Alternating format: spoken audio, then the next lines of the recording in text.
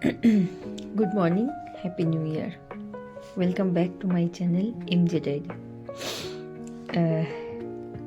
আমি কি ব্লগ করি আর কি ব্লগ করি না সেটা আর কি বলবো বলো। সত্যি কথা বলতে আমি করে উঠতে পারছি না।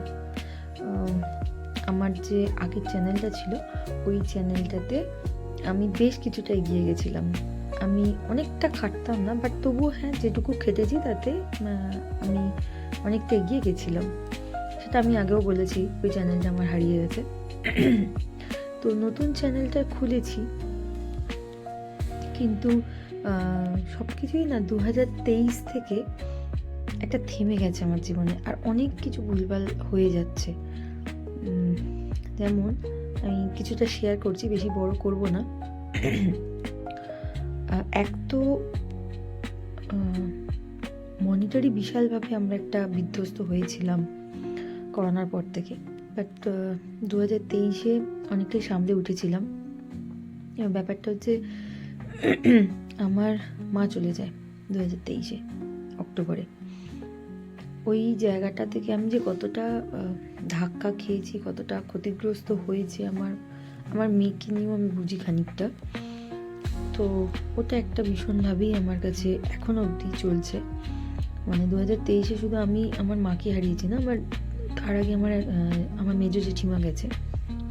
মেজো জেঠিমার 15 দিন পর আমার মা গেছে। এবার 23টা গেল, 24-এ সেইভাবে হয়তো কিছু হয়নি, কিন্তু আপস অ্যান্ড ডাউনস প্রচুর ছিল।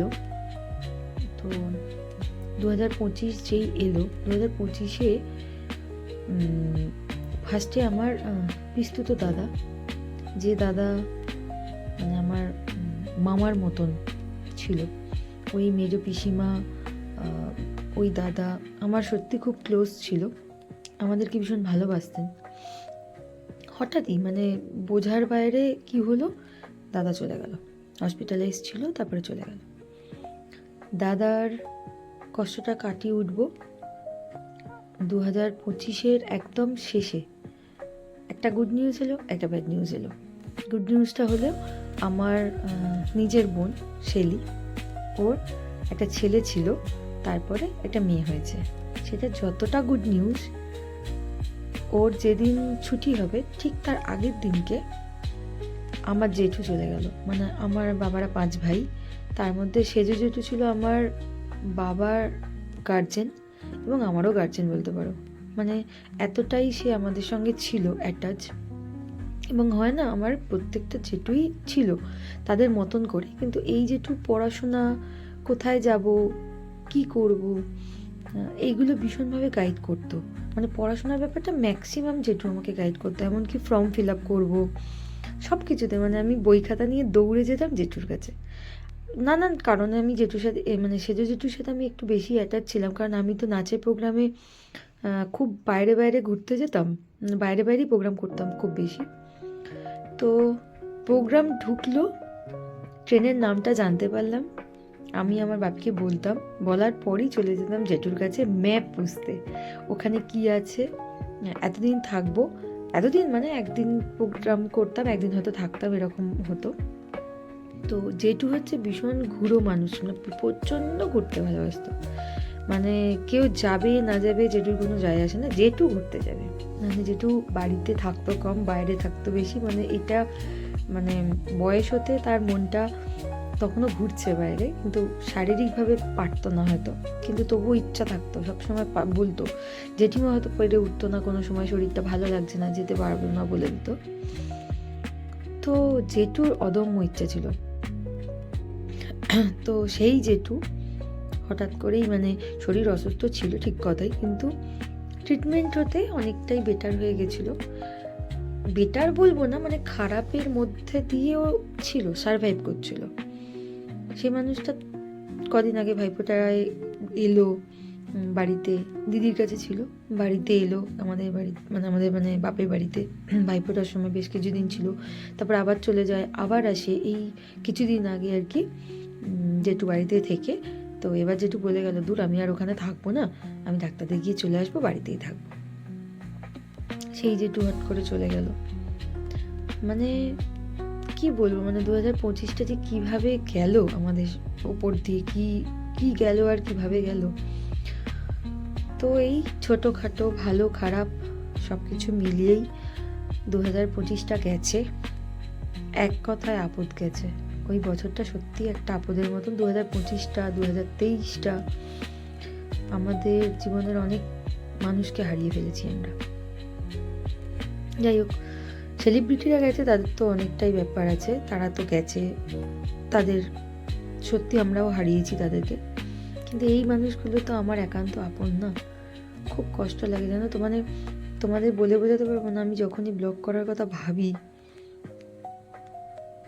আমার ব্লগটা যখনই মানে ভিডিওটা মানে আমি যখন দিই, সবার আগে জানো তো আমার মায়ের কথাটা ভাবি। আমার মা ভীষণ ভালোবাসতো দেখতে, খালি বলতো কি তোরা ব্লগ দিস।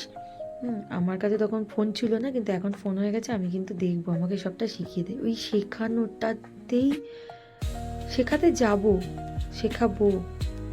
নতুন ফোন কেনা হলো, মাকে বললাম মা তুমি যা যা পারবে না বলবে, আমি শিখিয়ে দেবো।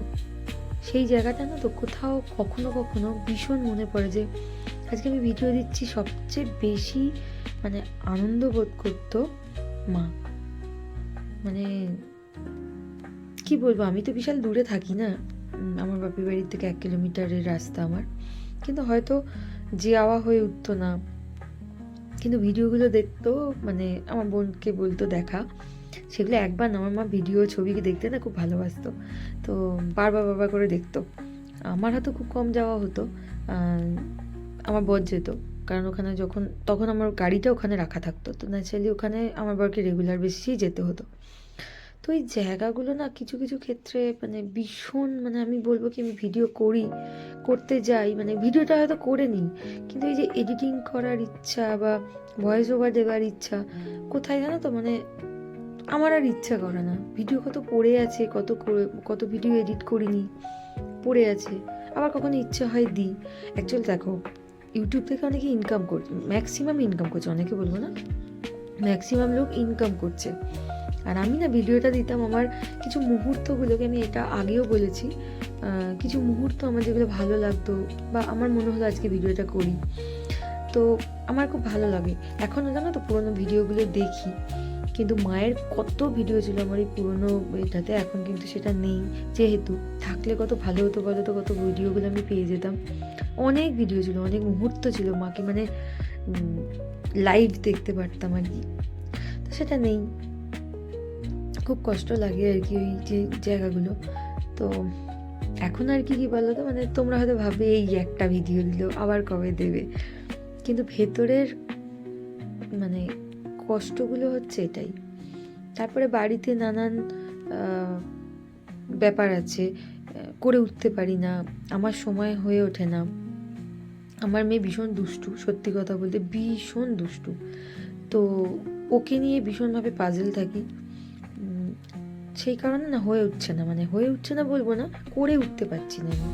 হয়তো আমি ভিডিও এডিট করতে পারছি না, হয়তো ভিডিও তুলেছি আমি, কিন্তু এডিট করতে গিয়ে আমার হয়তো সময় হয়ে উঠছে না, টাইমটা পেরিয়ে যাচ্ছে, অনেক দিন হয়ে যাচ্ছে সেই ভিডিওগুলো দিচ্ছি। লেটসি, এইটা আমাকে কাটিয়ে উঠতে হবে তোমাদের সঙ্গে একাত্ম হওয়ার জন্য, তোমাদের সঙ্গে বন্ধুত্বটা আরও বেশি বাড়ানোর জন্য খুব চেষ্টা করব যাতে একটু রেগুলার হওয়ার। কিন্তু ওই আমার মানে কি বলতো, মানে ঝড় একটার পর একটা এমন চলে আসছে যে মানে ওগুলো হয়ে উঠছে না, ভাবছি করব কিন্তু হয়ে উঠছে না। অনেকে বলবে হয়তো যে সুযোগ তোমাকে কি বাড়িতে বলে, আরে সেই জিনিসটা নয় জানো তো, ঘটনাটা হচ্ছে আমি করতে পারছি না, এটা আমি তো কাউকে দোষ দেবো না, আমি করে উঠতে পারছি না আমার নিজের কারণে, আমার নিজের নানান রকমের প্রবলেমের জন্য। আর এই সমস্তগুলো না তো ভালো, বেশ মনটা ফ্রেশ থাকবে, হয় অবশ্যই আমি বলবো যে সবসময় তো সেটা হয় না, কিন্তু হ্যাঁ একটা তো মানুষের টাইমিং। আমার কি হয়ে গেছে বলো তো, আমার মানে পুরো বছরটা ধরে কিছু না কিছু একটা ঘটে চলেছে, তো সেই হিসেবেই আমি বলছি যে মানসিকতাটা হয়তো একটু স্থিতিশীল হতেই না আরেকটা দুর্ঘটনা, আরেকটা বাজে কিছু সেই জন্যই আমি হয়তো করে উঠতে পারছি না, তবে হোপফুলি পারবো, দেখছি, চেষ্টা করছি।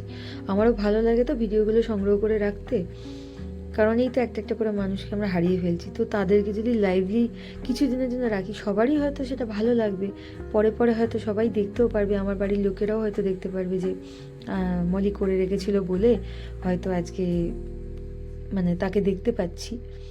তো এই আর কি, জানো তো, মানে সেই জন্যই আর কি করা, আমার অন্য কোনো কারণ নয়। কিন্তু তবুও আমার মায়ের অনেক ভিডিও ছিল গো, সেগুলো সব চলে গেছে বলে বড্ড দুঃখ পাই, বড্ড কষ্ট হয়। ঠিক আছে, চলো চেষ্টা করব ডেলি বেসিসে ছোট ছোট করে হলেও ব্লগ দেবার, যাতে তোমাদের সাথে বন্ধুত্বটা আমাদের থাকে। ঠিক আছে, তো চলো আজকে good night, tata, bye bye, sweet dreams.